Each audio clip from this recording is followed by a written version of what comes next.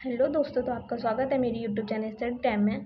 तो आज हम कक्षा 12वीं की पॉलिटिकल साइंस की पुस्तक से एक क्वेश्चन पढ़ने जा रहे हैं, जिसका है सोवियत संघ के विघटन के किन्हीं 6 परिणामों की व्याख्या कीजिए।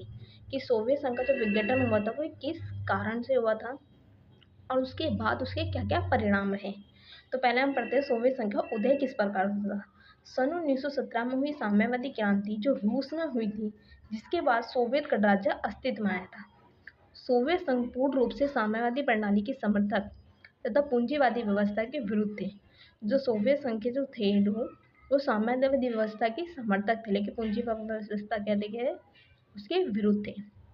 साम्यवादी प्रणाली के अंतर्गत समाज के आदर्शों और समाज को क्षमता के सिद्धांत पर चलाने से प्रेरित थे।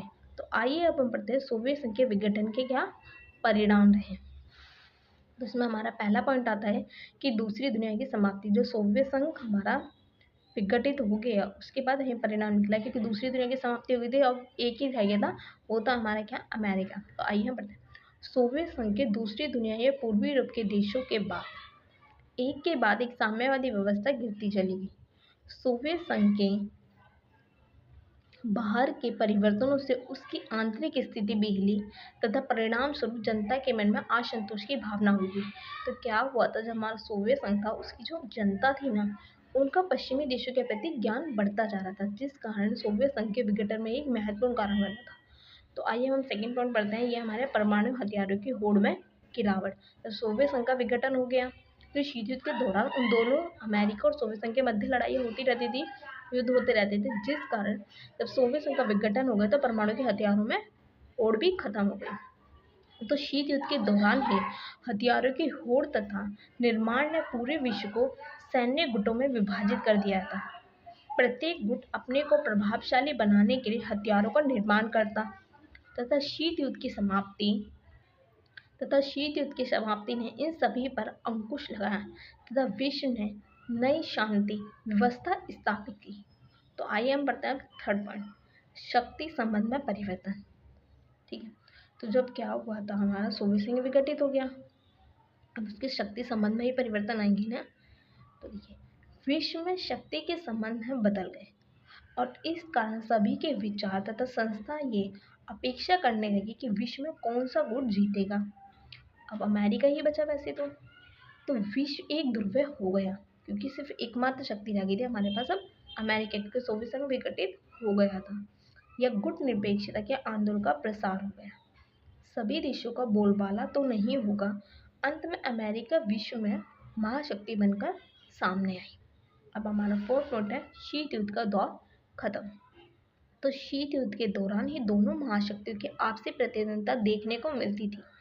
शीत युद्ध के दौरान ही दोनों महाशक्तियों की विचारधारा की हो देखने को मिलती तथा एक प्रश्न सदैव शीत युद्ध में चलता कि कौन सी विचारधारा सर्वश्रेष्ठ है, क्योंकि सोवियत संघ अपने आप को सर्वश्रेष्ठ बनाती थी और अमेरिका अपने आप को, वो पूंजीवादी व्यवस्था को सर्वश्रेष्ठ बनाती थी और वो हमारी साम्यवादी व्यवस्था को।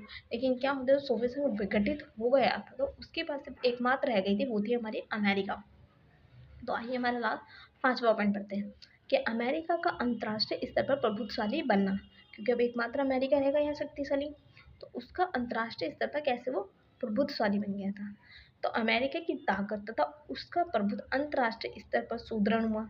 विश्व बैंक तथा अंतर्राष्ट्रीय मुद्रा कोष एक सहायक के रूप में कार्य कर रहे थे, क्योंकि नए स्वतंत्र देशों ने इन अंतर्राष्ट्रीय मुद्रा कोष और विश्व बैंक से कर्ज ले रखा था तथा यह देश पूंजीवादी व्यवस्था की ओर से कदम बढ़ाना चाहते थे। ठीक है, तो आइए हम लास्ट में पढ़ते हैं हमारे नए देशों का उदय। ठीक है, सोवियत संघ के विघटन का अंत का सबसे बड़ा परिणाम यह निकला कि नए देशों का उदय हुआ। सोवियत संघ के विघटन का सबसे बड़ा परिणाम यही रहा था कि नए देशों का उदय होने लगा था।